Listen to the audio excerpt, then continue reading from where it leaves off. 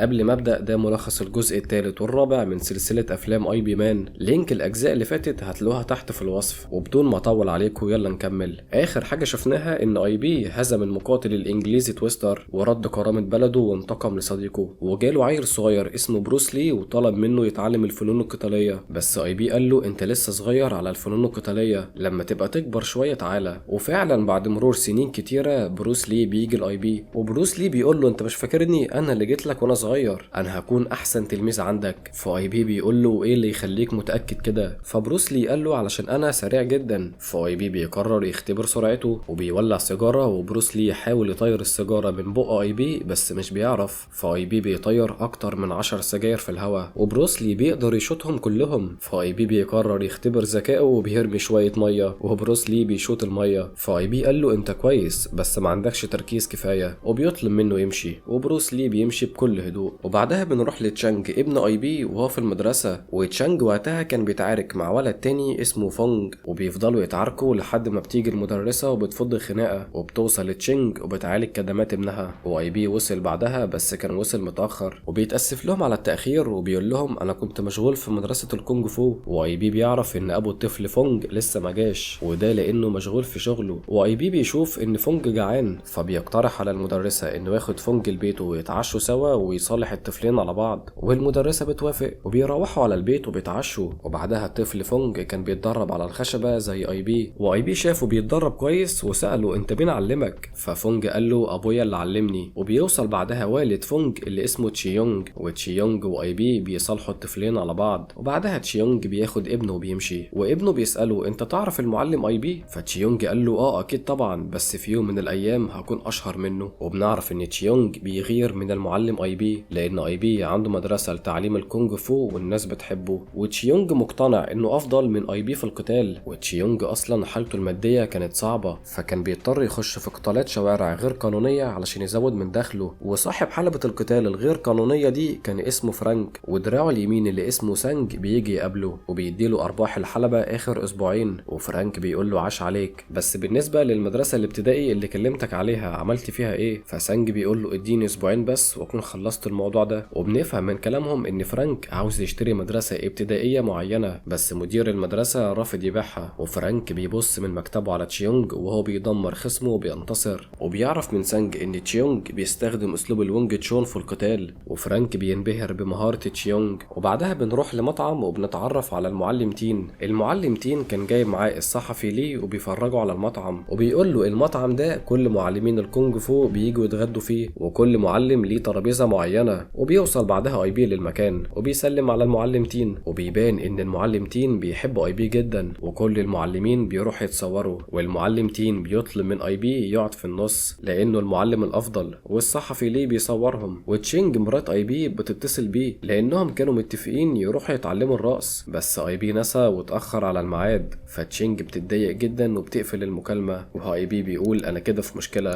وبيروح بعدها اي بي يستنى ابنه لما يخرج من المدرسه، وبيقابل تشيونج عند المدرسه. وتشيونج بيقول له خد العلاج ده هيعالج الكدمات اللي عند ابنك. واي بي بيشكره، والاتنين بيتكلموا عن الفنون القتاليه، وبيطلع ان الاتنين اتعلموا من نفس المعلم، يعني الاتنين بيقاتلوا بالونج تشون، بس اي بي طور من اسلوب الونج تشون وشهره اكتر. وتشيونج بيعرض عليه يتقاتلوا في مره بشكل ودي، واي بي بيرحب بالفكره وبيوافق. وبعدها الاطفال بيخرجوا من المدرسه، واي بي بياخد ابنه وكان ماشي، بس بيشوف سانج ورجالته وهم داخلين المدرسه وما كانش مستريح لهم. وسانج ورجالته بيروحوا لمدير المدرسه، وسانج بيطلب منه يوقع على عقد بيع مدرسته، بس المدير كان رافض يبيع. فسانج بيمسك راسه وبيخبطها في الترابيزه، وكان عاوز يخليه يبصم بالعافيه، لكن بيوصل اي بي وبيشيل ايده وبيضربه وبيمسكه هو ورجالته وبينفضهم، وبيتصل بالشرطه وبيبلغ عن عصابه سانج. واي بي كان ماسك سانج لحد ما الشرطه توصل، لكن رجاله سانج بيهددوا اي بي يسيب سانج يمشي والا هيقتلوا مدرسين. فاي بي بيضطر يسيب سانج يمشي، والشرطه بتوصل وبتحقق مع المدير. واي بي بيتكلم مع الضابط فاتسو، واي بي بيقول له معدل الجريمه في هونج كونج بيزيد. ففاتسو بيقول له بس الشرطه موجوده ومش هتتاخر، لكن المشكله ان اكيد الشرطه مش هتفضل مراقبه كل مكان في البلد، كلمني بس لو حصل اي حاجه. وبيسيبه وبيمشي. بينما سانج كان متعصب جدا من اللي حصل، وبيؤمر اخوه يقفل ابواب المدرسه بقفل وسلسله حديد. وفعلا ده اللي بيحصل، والطلاب تاني يوم ما كانوش عارفين يخشوا المدرسه المدرسة. واي بي لما بيعرف ان المدرسة مقفولة بيبعت طلابه يكسروا القفل ويفتحوا الباب، ورجالة سانج شافوا اللي بيحصل ومشيوا. واي بي بيقرر يفضل موجود هو وطلابه ويحرسوا المدرسة لحد الليل، وفعلا بيفضلوا موجودين علشان لو رجالة سانج ظهروا تاني. وفجأة بعدها بدقايق في رجالة كتيرة بتكسر قفل المدرسة وبيخشوا، واي بي وطلابه بيبدأوا يعاركوهم، بس هما كان عددهم كبير وبيخشوا الفصول وبيولعوا فيها، وكمان بيقبضوا على المدير وبيخطفوه. بس اي بي مش بيسكت وبيتحرك علشان يلحق المدير. وفي نفس اللحظة تشيونج كان معدي وشاف اللي بيحصل وبيقرر يتدخل وبيضرب رجالة سانج بكل قوة، وبيطلع انه مقاتل قوي وبيخلص عليهم بمهارة عالية، بينما اي بي ماسك باقي رجالة سانج وبيكسر عظمهم. وقدروا اي بي وطلابه وتشيونج يخلصوا على رجالة سانج، ورجالة سانج بياخدوا بعضهم وبيمشوا بعد الهزيمة. وطلاب اي بي قدروا يطفوا النار اللي كانت في الفصول بسرعة، بس طبعا كانت الفصول اتحرقت، والناس بتشكر اي بي وطلابه على المساعدة، ومحدش بيدي اهتمام لتشيونج اللي لحق المدير. وكان هيمشي بس اي بي بيلحقه وبيشكره، وتشيونج بيغير اكتر من اي بي وبياخد بعضه وبيمشي. واي بي بيروح وبيقول لمراته انا هضطر احرس المدرسة كل ليلة علشان اتاكد ان محدش هيتعرض لها، فممكن اتاخر كل ليلة ومرجعش بدري. وتشينج ما كانش عاجبها قرار اي بي. وبعدها تشيونج بيروح يبص على مكان علشان يأجره ويفتح مدرسة لتعليم فنون القتال، والمكان بيعجبه، بس للأسف الإيجار كان غالي عليه، فبياخد ابنه وبيمشي. وصاحبة المكان بتتريق على تشيونج لأنه بيشتغل على عربية بعجل وعاوز يفتح مدرسة. وفي اسم الشرطة الضابط فاتسو بيطلب من رئيسه الإنجليزي ياخد قضية حرق المدرسة، بس رئيسه الإنجليزي بيرفض وبيطرده من مكتبه وبيقول له مفيش حد هياخد القضية دي. وتاني يوم الصبح اي بي كان قاعد عند المدرسة الابتدائي علشان يحرسها، وتلاميذ اي بي بيقولوا لبعض ايه احنا بقينا حراس امن. وفي بيت اي بي بنشوف ان تشينج بتعاني من الم في بطنها، واي بي طبعا ما كانش جنبها علشان يلحقها. والمعلم تين بيجي لاي بي جري وبيقول له معقولة انت تبقى حارس امن المدرسة؟ انت كده بتهين نفسك. انا عرفت اللي حصل ما بينك وما بين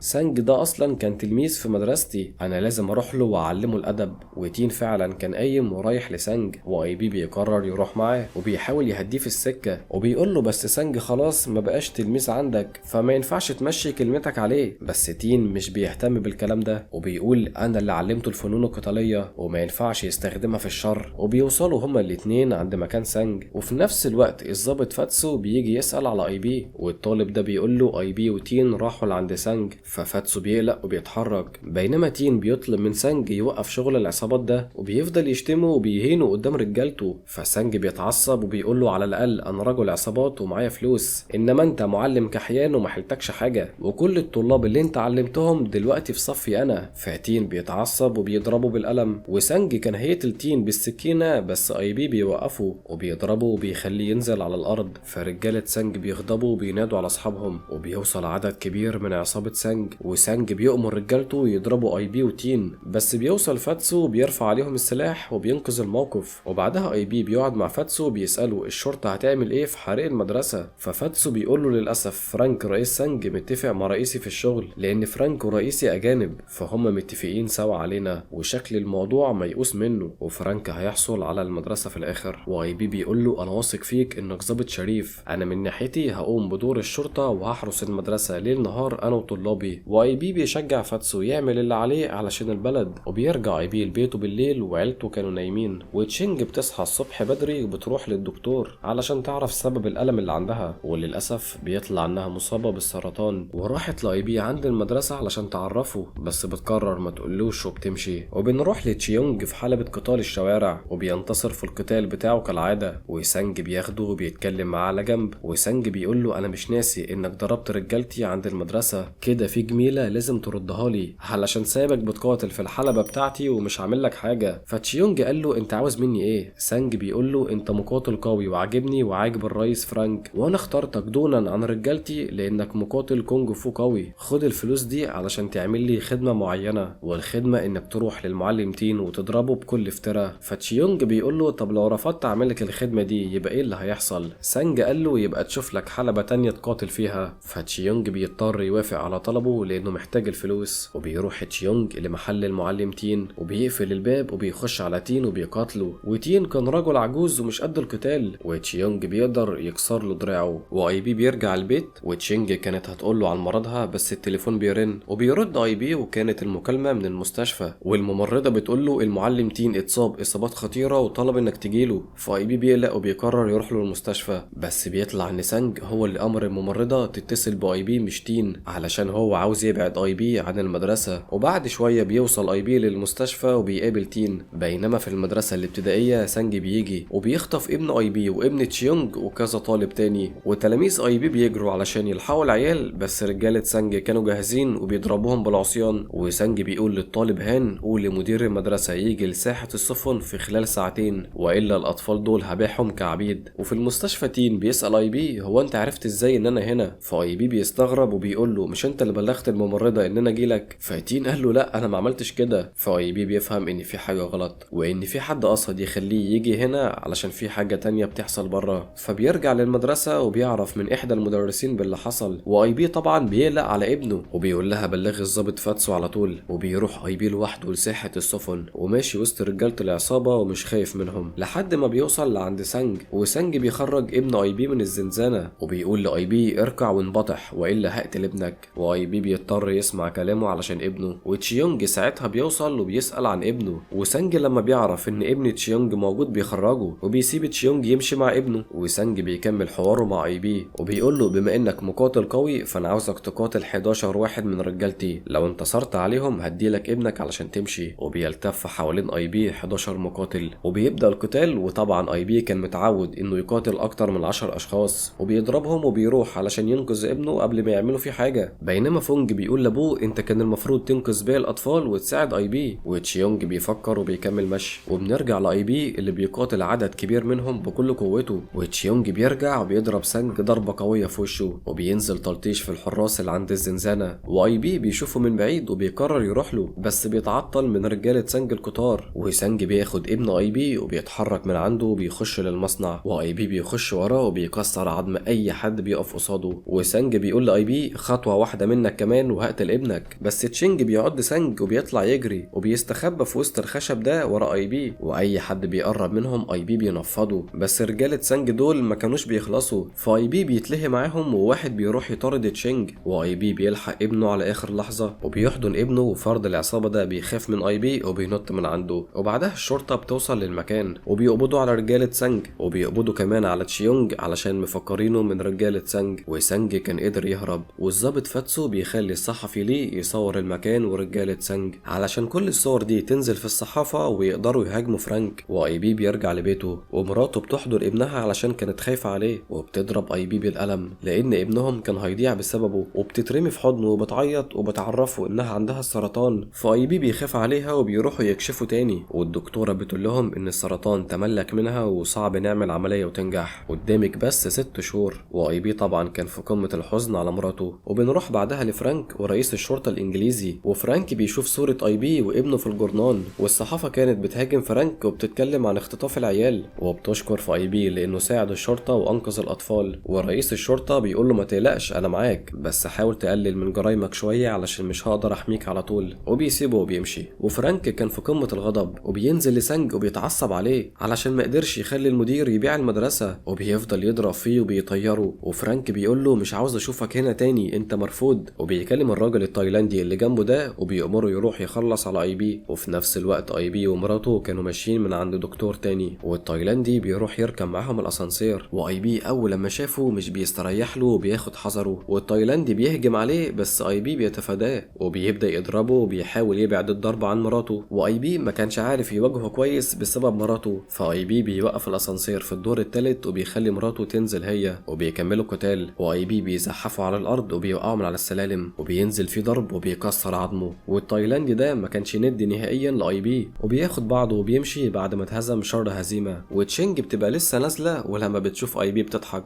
وبيروح اي بي يقابل فاتسو، وفاتسو بيقول له الخبر الحلو ان الدنيا هديت بعد ما الصحافه هجمت على فرانك، بس الخبر الوحش ان فرانك ناويلك على شر فخلي بالك. واي بي بعد ما سمع الكلام ده بيسيبه وبيمشي وبيروح لعند فرانك وبيشوفه وهو بيتمرن وبيقول له انا جيت لك بنفسي اهو. وفرانك بيقول له انت بقى اي بي اقوى مقاتل في الصين، انا سمعت ان اسلوب الوينج تشون بتاعك سريع، تعال نتقاتل ونشوف مين فينا الاسرع. هديلك 3 دقايق لو قدرت تستحمل لكماتي وتفضل صامت هسيبك في حالك وهسيب المدرسه. وبيظبط الساعه وبتبدا المواجهه، وفعلا فرانك كانت هجماته سريعه جدا واي بي بيتفاجئ من قوته وسرعته وقعته وبيحاول يضربه برجله، بس فرانك بيمسكه وبيرميه واداله لكمة قوية في وشه وحاول يهجم عليه تاني، بس اي بي كان سريع وفرانك بقى بيكسر الازاز. واي بي هنا كان بدأ يبان عليه الكدمات في وشه، وفرانك بيقول له انا هخلص عليك حالا. واي بي بينزل على الارض وبيقول له تعالى وريني نفسك. وهنا اي بي بيركز وبيطلع مهاراته وبيوقعه على الارض وبيسدد له لكمات سريعة، وفرانك بيقوم وبيحاول يضربه، بس اي بي بيصد ضرباته بالكوع والمواجهة ما بينهم بتشتعل وبتبقى اقوى. وفرانك كان على وشك يسدد لاي بي لكمة في وشه، بس الجرس بيرن والثلاث دقايق بيخلصوا، ففرانك مش بيرضى يضربه وبيكون شريف، واي بي بيحترم فرانك وبياخد بعضه وبيمشي. وبنروح لتشيونج اللي قدر يجمع ايجار المكان اللي هيفتحوا مدرسة، وصاحبة المكان بتعرف منه انه هيعلم اسلوب الوينج تشون، فبتقول له انت اكيد تعرف اي بي، ده صورته كانت في الجورنال النهارده. وتشيونج بياخد الجورنال وبيروح للصحفي ليه في المطعم اللي بيتجمع فيه المعلمين، وتشيونج كان متضايق ان اسمه ما اتذكرش في الجورنال انه انقذ الاطفال، وبيطلع فلوس ليه وبيطلب منه يكتب عنه وعن مدرسته الجديده اللي بيفتحها، وبيقول له اكتب كمان ان انا بتحدى اي بي. فالصحفي ليه بيقول له بس انت محدش يعرفك، فمحدش هياخدك بجديه وهيعتبروك غير مؤهل انك تتحدى اي بي. وتشيونج بيبدا يفكر هيعمل ايه، وبيشوف قدامه المعلم ده وبيقرر انه يتحداه ويهزمه علشان يثبت كفاءته قدام المعلمين، وبيقول ليه جهز كاميرتك. وبيروح تشيونج للمعلم وبيتحداه في مباراه، وفي طالب كان لسه هيتريق على تشيونج راح تشيونج ضربه، فالمعلم بيوافق يتحدى تشيونج وبيبداوا القتال على طول. وتشيونج بيخش عليه بكل قوته ومش بيتساهل وبيهزقه حرفيا قدام الناس وبيخلص عليه. والصحفي ليه صورهم ونزل صوره تشيونج في الجورنال، وتشيونج بيتحدى المعلم اللي بعديه وده بيخلص عليه في ثواني، وشهرة تشيونج بتبدأ تزيد وبيخش على اللي بعده وبيكسر عليه ترابيزة ومحدش كان عارف يقف قصاده. وبيفتح تشيونج مدرسته لتعليم فنون القتال، وبعد ما أصبح مشهور بيجي صحفيين كتير وبيصوروه، وتشيونج بيقول لهم اي بي ما ينفعش يمثل اسلوب الوينج تشون، وانا بتحدى اي بي في مباراة وهثبت ان انا افضل منه. والتحدي ده بينزل في الجورنال، واي بي بيقرا الخبر وهو قاعد مع تشينج، بس بيتجاهل الخبر ده تماما ولا كأنه شايفه، بس هي كانت واخده بالها وقرت الخبر. وبيخشوا هما الاتنين السينما، واي بي كان بيحاول يقضي وقته كله مع تشينج، بينما تشيونج كان مدرسته بدأ يجيلها طلاب. واي بي بيروح مدرسة الرقص وهو بيلاقي ان مدرب الرقص يبقى بروس لي، وبروس لي بيقول له انا هعلمك الرقص وانت تعلمني الكونج فو. واي بي بيوافق، وبتعدي الايام وبيجي يوم المباراة ما بين اي بي وتشيونج، وكل الصحفيين والمعلمين كانوا موجودين علشان يتفرجوا على المباراة. وتشيونج بيفضل مستني اي بي اللي لسه ما جاش، واي بي اصلا كان ولا مهتم بالمباراة دي، وكان بيرقص مع مراته بعد ما اتعلم الرقص علشانها. ولان اي بي ما حضرش المباراة بيعلنوا فوز تشيونج، وتشيونج مش بيحتفل وبيقول شكل اي بي استهزأ بيا وقرر ما يجيش، او يمكن خايف، بس مش مهم. دلوقتي انا تشيونج ملك اسلوب الوينج تشون الحقيقي، وانا هنقل الاسلوب ده في حتة تانية. واي بي وهو بيرقص مع تشينج فجأة تشينج بتقع من طولها، فاي بي بيقلق عليها وبيوديها المستشفى، وبيعرف ان حالتها بتسوء اكتر ولازم تفضل في المستشفى فترة. واي بي بيفضل جنبها وبيعمل لها الاكل وبيوديه لها المستشفى وبياخدها وبيتصوروا صورة للذكرى، وتشينج بتشكره انه معاها كل يوم وما سابهاش لحظة، وبتقول له طبعا انا مبسوطة بده بس مش عايزك تبقى ندمان على حاجة بسببي، لو انا ما كنتش تعبانة كنت هتقبل التحدي بتاع تشيونج. فاي بي بيقول لها اكيد، فهي بتطلب منه يروح يتحدى تشيونج علشان ما يبقاش خسر سمعته بسببها، وبتطلب منه يتدرب قدامها علشان بقالها كتير ما شافتهوش بيتدرب. واي بي بيسمع كلامها وبيقوم يتدرب، وتاني يوم بالليل بيروحوا هما الاتنين سوا لمدرسة تشيونج علشان اي بي يواجه تشيونج، وتشيونج واي بي بيجهزوا وبيبداوا القتال بالعصيان، وعلى غير العادة اي بي بيبادر بالهجوم وتشيونج بيصد ضرباته وبيحاول يهاجمه، بس الاتنين قوتهم كانت متساوية تقريبا ومحدش لسه عارف يسدد ضربة للتاني، لحد ما في الاخر كسروا العصايتين وقرروا يستكملوا قتال بالسكاكين. وتشيونج بيهجم على اي بي بكل شراسة، واي بي بيتفادى ضرباته بصعوبة وبيحاول اي بي يهجم عليه، والاتنين كانوا شبه متعادلين حتى الان، وكل واحد كان قريب جدا من انه يعور التاني وبيصدوا ضربات بعض بالسكاكين. وتشيونج كان على وشك يغرز السكاكين في بطنه، بس اي بي بينقذ نفسه وبيجبره يتخلص من السكاكين، واي بي بيرمي السكينة اللي معاه علشان يبقى القتال متكافئ وبشرف، وبيبداوا يتقاتلوا بالايد، وهنا هيبان مين المقاتل الاقوى فعلا. واي بي كان باين انه الاقوى والاسرع، وبيديله ضربة بالكوع وبيصد كل ضرباته بمهارة، واي بي حاول يوقعه بس تشيونج وازن نفسه، واي بي اداله ضربة بالرجل وطيره لعند الباب، وتشيونج بيغضب وبيهجم عليه بكل قوته وبيطلعوا على السلم ده، واي بي بيديله بالرجل وتشيونج بيردها له، والقتال ما بينهم بيطول، واي بي بيقدر يوقعه وتشيونج مش بيستسلم وبيقوم وبيضرب اي بي في عينه، واي بي ما بقاش عارف يشوف كويس، وتشيونج حب يستغل الموقف ويضربه، بس اي بي كان سامع حركة ايده كويس وبيفادي ضرباته وبيفاجئه بضربات قوية في بطنه، وتشيونج بينزل على الارض، وبكده الفائز هو اي بي. وتشيونج كسر يافطة انه ملك اسلوب الونج تشون وهيعترف قدام الكل انه اتهزم، واي بي بيقول له مفيش احلى من حب الناس اللي واقفين في صفك، وهو بيفتكر اي بي ذكرياته مع مراته، وللاسف بتموت تشينج واي بي كان في قمة الحزن عليها. والمفاجأة ان بعد 4 سنين اي بي كمان بيجيله سرطان، وكان برضه العلاج معاه مش هيجيب نتيجة لان المرض في مرحلة متأخرة، والدكتور بيقول له اهم حاجة دلوقتي انك توقف تدخين. واي بي ساعتها بيفتكر مراته، وبنروح لمدرسة اي بي، وبيجي للمدرسة شخص امريكي اسمه بيلي وبيتكلم مع الطلاب بالانجليزي ومحدش كان فاهمه، وفي طالب بيزق بيلي وعاوز يمشيه، وبيلي بيحاول يفهمه انه بيلعب كونج فو زيهم، وفي الاخر بيتقاتلوا بسبب انهم مش فاهمين بعض، لحد ما اي بي بيتدخل وبيصد ضربة بيلي بالرجل. وبيلي لما بيعرف ان ده اي بي بيقوم وبيحضنه وبيقول له انا تلميذ عند بروسلي، وبروسلي بعتني هنا علشان اديلك دعوة لحضور بطولة الكاراتيه في امريكا الشهر الجاي، ومعلمي بروسلي هيشارك فيها، دي تذكرة الطيران وده كتاب بروسلي هو اللي مؤلفه. واي بي متفاجئ من التطور اللي عمله بروسلي في حياته، وبيسأل بيلي هو بروسلي شغال ايه دلوقتي، فبيلي بيقول له ده عنده مدرستين لتعليم الكونج فو في امريكا. واي بي بيبقى فخور ببروسلي، بس بيبقى حاسس انه مش هيقدر يحضر البطولة لانه ممكن يكون مات من السرطان، وبيقول لبيلي عرف بروسلي ان انا مش هقدر اجي لظروف خاصة، وبيسيبه وبيمشي. بس بيلي بيسيب التذكرة والدعوة للطلاب وبيمشي، وبنروح لتشانج ابن اي بي اللي كان بيتخانق في المدرسة، وبسبب الخناقة بيعملوا استدعاء لاي بي، والمدير بيقول له دي تالت مرة ابنك يعمل مشاكل، فاحنا للاسف هنضطر نرفضه. واي بي يحاول يقنع المدير يرجع عن قراره، بس المدير بيرفض وبيقول له ده الانذار التالت، والانذار التالت يعني فصل. واي بي بيتقبل الموقف وبيودي ابنه للمستشفى علشان يتعالج من اصابات الخناقة. ولما بيرجعوا البيت تشانج ما كانش طايق والده، واي بي لما بيكلمه مش بيرد عليه، وبعدها فاتسو بيجي يقابل اي بي، واي بي كان هو اللي طلب من فاتسو يجي، وبيقول له انا عاوزك تاخد بالك من تشانج علشان انا هسافر لامريكا بكره، علشان في طالب عندي اسمه بروسلي بعت لي دعوه. وبنفهم كده ان اي بي رجع في كلامه وقرر يسافر، وفاتسو بيوافق انه ياخد باله من تشانج، واي بي بياخد رايه عن الدراسه في امريكا علشان اي بي بيفكر يودي تشانج يدرس في امريكا وعلشان يعيش لوحده ويعتمد على نفسه، ولما ياخد شهاده من امريكا ده هيساعده في الحصول على وظيفه كويسه. وفاتسو كان موافقه الراي، وبيقول له معظم الصينيين دلوقتي بيعملوا كده وبيودوا عيالهم لامريكا، بس تشانج بيكلمهم من بعيد وبيقول لهم انا مش هروح في حته. فاي بي بيقول لابنه ما تتكلمش من ورا الستاره وتعالى اتكلم قدامنا وخليك راجل، وتشانج بيجي وبيقول له انا قلت لك كذا مره انا مش بحب الدراسه، انا عايز اتعلم الفنون القتاليه زيك، لو انت شايف الفنون القتاليه ملهاش لازمه فليه بتعلمها لتلاميذك، انت المفروض تدعمني. واول ما تشانج جاب سيره امه راح اي بي ضربه بالقلم، وفاتسو بيتدخل وبيهديهم، واي بي بيدي مفتاح الشقه لفاتسو علشان يجي في اي وقت لما اي بي سافر. وتاني يوم اي بي بيركب الطياره وبيوصل لمدينه سان فرانسيسكو في امريكا، ولما بينزل المطار بيقابل صديقه الصحفي جانج، وجانج بياخده وبيركبه عربيته وبيحكي له، بيقول له ان الجورنال اللي انا كنت شغال فيه نقلني لامريكا من اكتر من 5 سنين، وده لان في صينيين كتير جم عاشوا في امريكا علشان يدرسوا وبقى ليهم حي اسمه الحي الصيني. فاي بي بيقول له طيب انا كنت مكلمك اني عاوز انقل ابني يدرس في امريكا.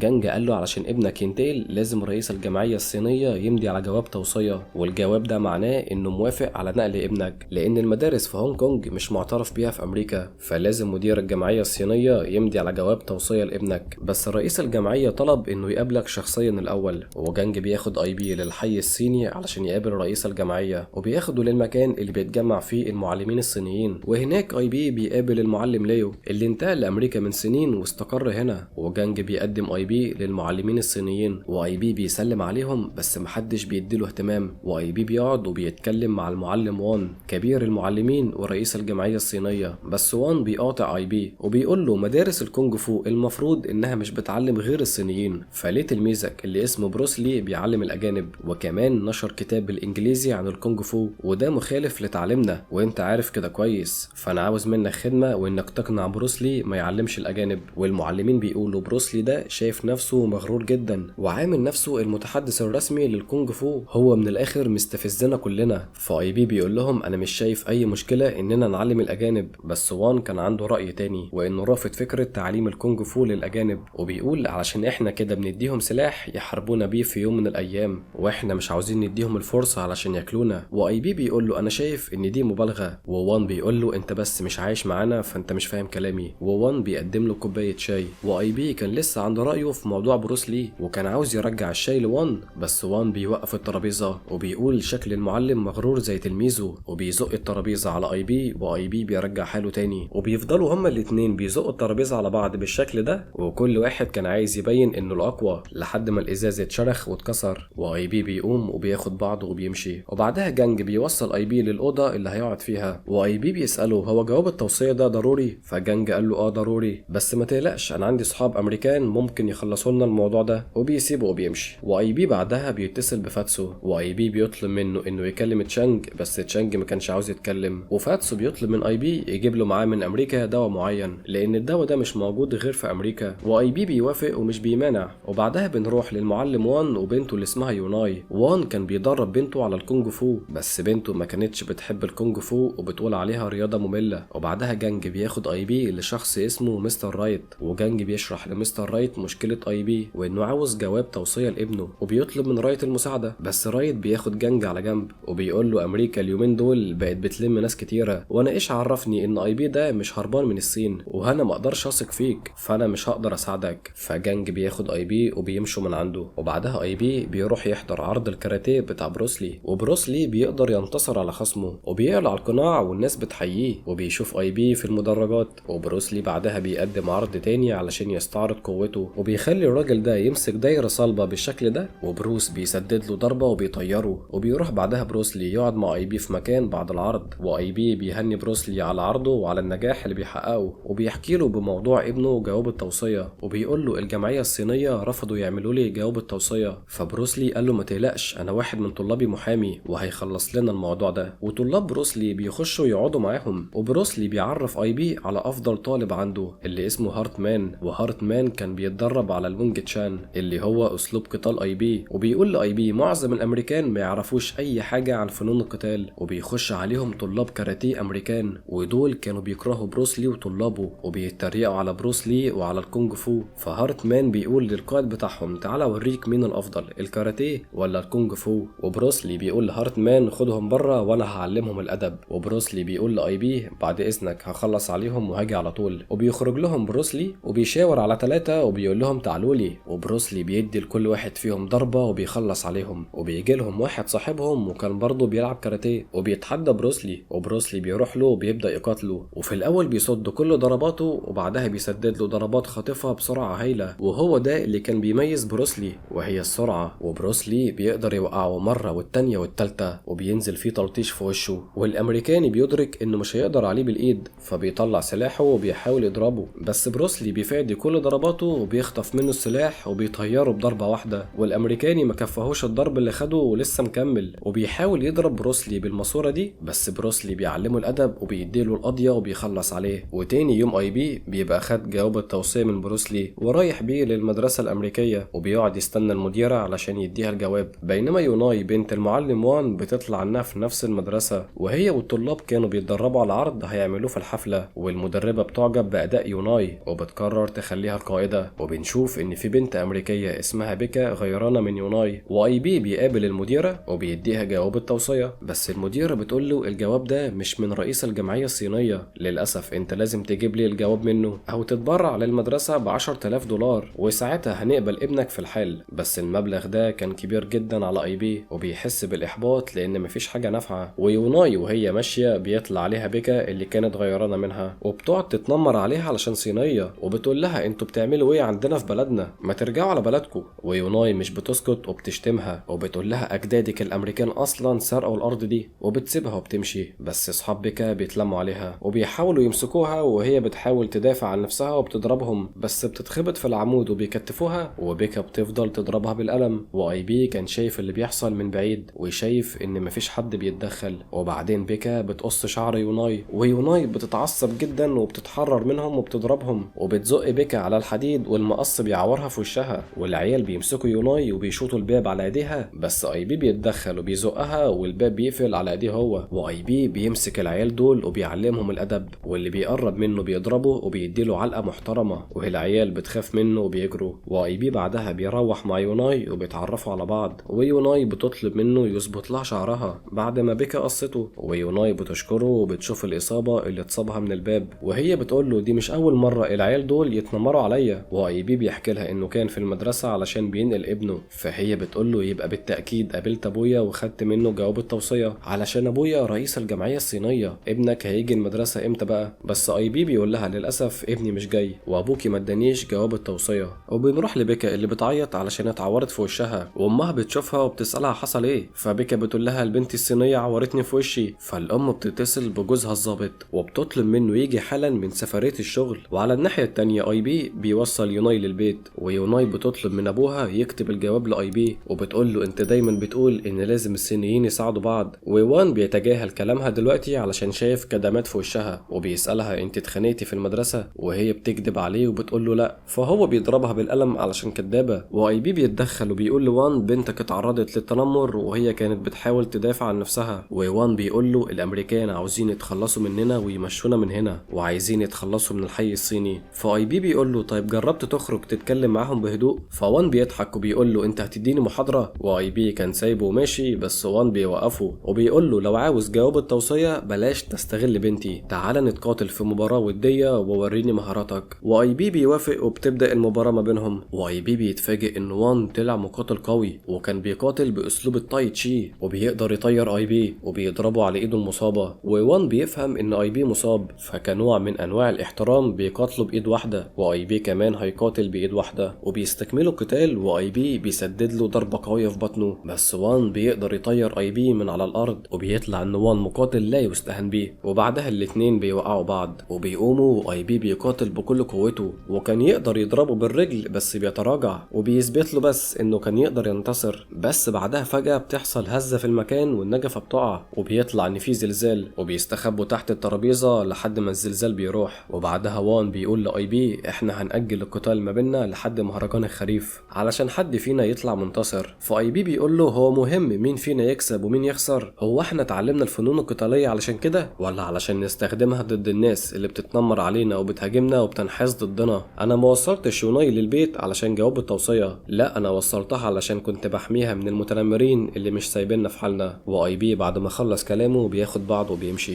ووان بيحس ان اي بي فعلا شخص محترم. واي بي بالليل بيتصل بالبيت بتاعه وبيرد فاتسو وبيقول انا واجهتني شوية مشاكل وممكن اتأخر شوية، غالبا اسبوع بالكتير وهرجع هونج كونج. وبنروح لهارت مان التلميذ بتاع بروسلي اللي هو جندي في البحرية الامريكية، وبيخش لقاعدة التدريبات بالخشبة بتاعة تمرين الكونج فو، وبيشوفوا الملازم بارتون وبيسألوا ايه الأداة الغريبة دي. فهارت مان قال له الأداة دي بتدرب بيها على الكونج فو، ممكن تعتبرها زي كيس الملاكمة. بس بارتون بيتريق عليه وعلى الكونج فو، فهارت مان بيقول له انا بتدرب بقالي شهور على الوانج تشون وجايب معايا نتيجة في المعارك الحقيقية، انا متأكد ان لو جنود البحرية اتعلموا الكونج فو هيفرق معاهم. فبارتون بيقول له يعني الكونج فو بتاعكم التعبان ده هيخلينا نهزم الاعداء؟ شيل الخشبة دي من هنا فورا. فهارت مان بيقول له انت ما تعرفش اي حاجة عن الكونج فو الصيني. فبارتون قال له طيب انا هديلك فرصة علشان تثبت ان كلامك صح، لو هزمت المقاتل كولين في مباراة هخليك تسيب الخشبة بتاعتك هنا. وهارت مان بيوافق وبيخش يتقاتل مع كولين. كولين كان مقاتل كاراتيه وهو كان مقاتل قوي جدا وبيسدد لهارت مان ضربات قوية جدا، وهارت مان ما كانش عنده اي فرصة للفوز عليه، وكولين بيوقعه وبينتصر عليه بكل سهولة. وبارتون بيقول هو ده الكاراتيه، القتال الحقيقي مش الكونج فو. وبسبب ان هارت مان اتجادل معايا فكل الصينيين اللي في القاعدة هيجروا لمدة 30 لفة كعقاب ليهم، وهارت مان نفسه هيجري 30 لفة على ال 30 لفة. وهارت مان مش بيقدر يعترض وبيروح هو وزمايله ينفذوا الامر وبيجروا 30 لفة، وبارتون بيحرق الخشبة بتاعت هارت مان. وبنروح لاي بي اللي كان تعبان لانه بيدخن والدكتور كان طالب منه ما يدخنش، ويوناي بتيجي تقابله وبتديله جواب التوصية، بس اي بي بيعرف انها زورت الجواب وتوقيع ابوها فمسكه وقطعه، وبيقول لها انت مش عارفة ان ابوكي هيتضايق منك على الحركة دي؟ فهي بتقول هو اصلا مش مهتم بسعادتي وعايزني بس اهتم بتدريب التاي تشي علشان مهرجان الخريف، بس انا مش بحب الكونج فو اصلا، انا بحب التشجيع والرقص. واي بي ساعتها بيفتكر ابنه لان دي نفس مشكلته، واي بي بيقول لها ما دام التشجيع بتحبيه يبقى حاولي تستعرضي مهاراتك في مهرجان الخريف. ويوناي بتعجبها الفكره وبتطلب من اي بي يجي المهرجان، واي بي بيوافق. وبعدها ابو بيكا اللي اسمه اندرو بيوصل للبيت وبيعرف من بنته اللي حصل، وهي بتعرفه كمان ان ابو يوناي يبقى رئيس الجمعيه الصينيه. فاندرو بيقرر يتصرف ويعاقب ابو يوناي. وبنروح لهارت مان اللي كان بيفرج بيفرج القائد بتاعه فيديوهات لبروسلي وللكونج فو، والقائد بيعجب بالكونج فو جدا. وهارتمان كان بيحاول يقنعه ان يتم تعليم الكونج فو في البحرية الامريكية، وبيقول له كمان في الحي الصيني هيعملوا مهرجان وحفلة للفنون القتالية، فانا بطلب منك تخليني اصور المهرجان علشان اعمل لك بحث اكبر عن الفنون القتالية. والقائد بيوافق على كل طلباته،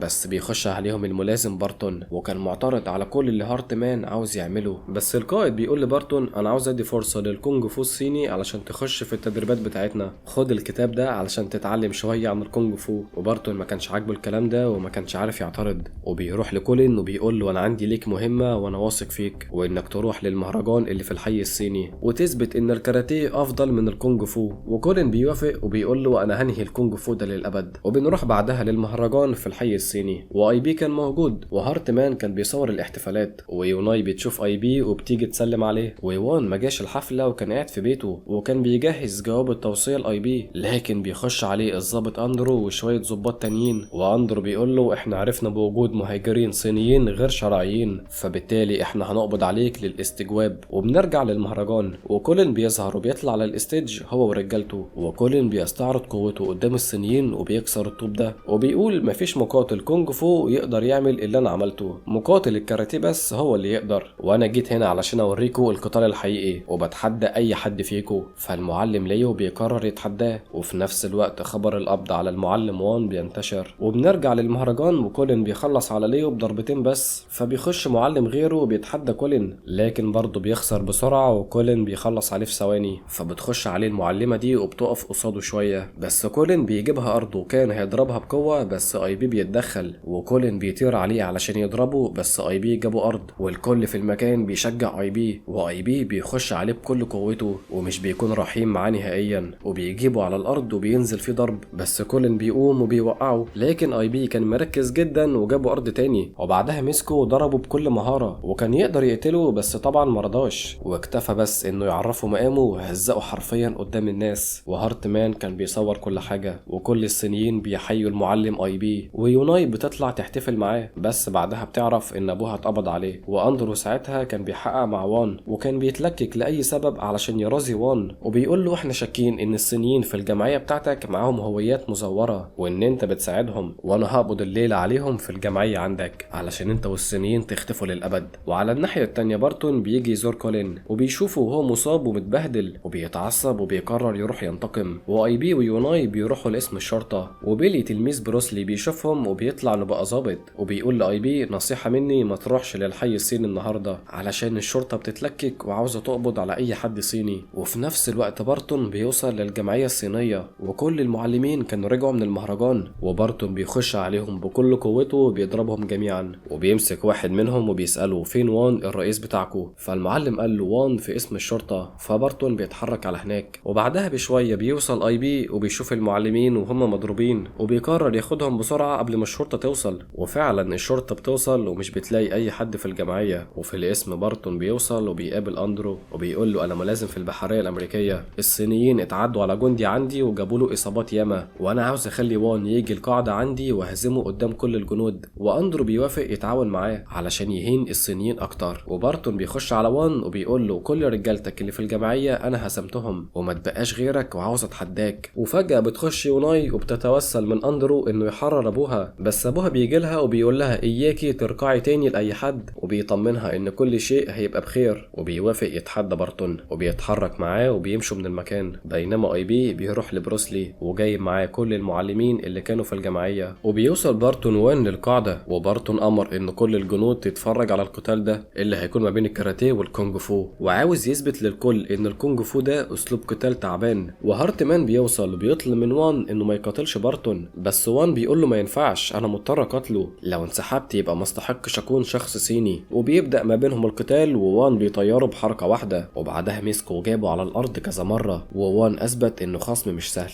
وكان مسيطر على المباراه بالطول والعرض، بس بارتون كان ماهر باستخدام الرجلين وقدر يسدد له كذا ضربه قويه. وبارتون بعدها هجم عليه وصد كذا ضربه منه وبعدين اداله في وشه بكل قوه، ومن هنا بارتون سيطر على المباراه بالكامل. ووان كان شبه اتهزم بس مش بيقدر يستسلم، وحاول معاه على قد ما يقدر بس ما كانش كفايه، وكل ما كان بيقع كان بيقوم تاني لحد ما بارتون كسر له رجله، ووان ما بقاش قادر يقوم.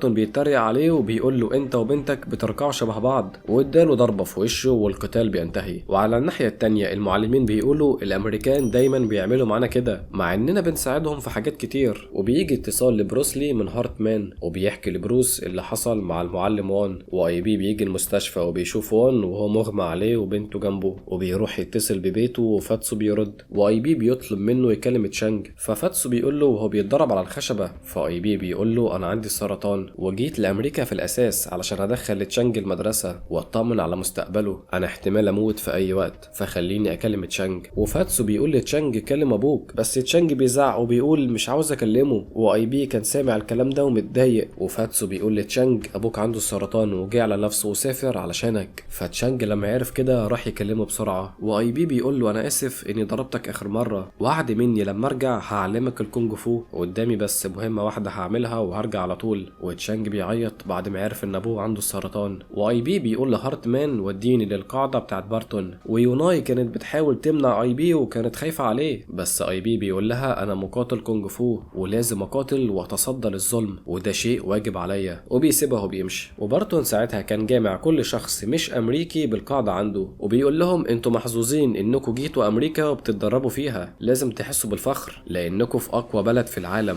وهارتمان بيخش عليه ومعاه اي بي، وهارتمان بيقول لبارتون احنا اللي عندنا الثقافه الحقيقيه انما انتوا فعندكم تعصب وكراهيه، ده المعلم اي بي اللي هزم كولين امبارح وجه علشان يهزمك انت كمان. وبارتون بيقبل التحدي بدون تفكير، والاتنين بيجهزوا بيبدا القتال، واي بي بيبدا بالدفاع وبيصد ضربات بارتون وبعدها بيبدا يهاجمه واحده واحده، بس بارتون بيقدر يشيل اي بي وبيوقعه على الارض وبيفضل يضربه بركبته في بطنه، واي بي اداله واحده في عينه على الطاير، وبنشوف ان اي بي اتصاب في وشه وبارتون بيهجم عليه بكل قوته، واي بي صد ضربه منه بايده المصابه، وبارتون شاف ان ايد اي بي بتترعش وفهم انه مصاب فيها فقرر يستغل الفرصه ويهاجمه من نقطه ضعفه، وفضل يسدد له ضربات برجله وشاله ورماه على الارض. وهارتمان بيبدا يقلق على اي بي، وبارتون بيقول لاي بي هو ده اخرك انت حته صيني ضعيف، واي بي بيقوم وبيرفض يستسلم، والقتال بيكمل واي بي بيبدا يستعيد عافيته وتركيزه وبيطلع عليه مهاراته اللي اتعلمها وبيسدد له ضربات سريعه جدا، وبعدها اداله واحده في وشه وخلته يجيب دم وضربه تحت الحزام ومسك دراعه وكسره زي ما كسر رجل وان، وبيقع بارتون ومش بيقدر يكمل، وبكده بينتصر البطل اي بي بالرغم انه مصاب ومريض. وهارتمان وكل الجنود بيسقفوا لاي بي، وبعدها اي بي بيقابل وان بعد ما فاق من الغيبوبه، ووان بيديله جواب التوصيه وبيتاسف له انه اتاخر عليه كل ده. ويوناي بتخش عليهم وبتدي الاي بي الدواء اللي طلبه فاتسو وبتديله كمان شويه هدايا، وبيرجع اي بي لهونج كونج، وتشانج لما شافه بيطلب منه يعلمه الفنون القتاليه، واي بي بيوافق وبيقول له الاهم من القتال هو الثقه بالنفس، وبيخلي ابنه يتدرب على الخشبه، وبيقول له انا دلوقتي هتدرب على الخشبه وهوريك الاداء الصح وعايزك تصورني علشان تحفظ ادائي وترجع للفيديو في اي وقت. وطبعا اي بي كان يقصد لما يموت، وتشانج فعلا بيصوره، واي بي بيفتكر مراته وبيفتكر ذكرياته في القصر بتاعهم القديم وكل الصعوبات والمواجهات اللي مر بيها في حياته وحتى هذه اللحظه، وكل الاصدقاء كمان اللي مروا معاه في مشواره، وكل خصم قدر يهزمه. وللاسف بيموت الاسطوره اي بي بتاريخ 2 ديسمبر 1972، وبروسلي بيجي في جنازه اي بي وبيقدم له الاحترام. وبكده نكون خلصنا رباعيه افلام اي بي مان، وساعدونا نوصل الفيديو ده ل 10000 لايك، واللي وصل لاخر الحلقه عاوزك تحط الايموجي ده في الكومنتات علشان اعرف مين اللي عجبته الحلقه. وباي باي.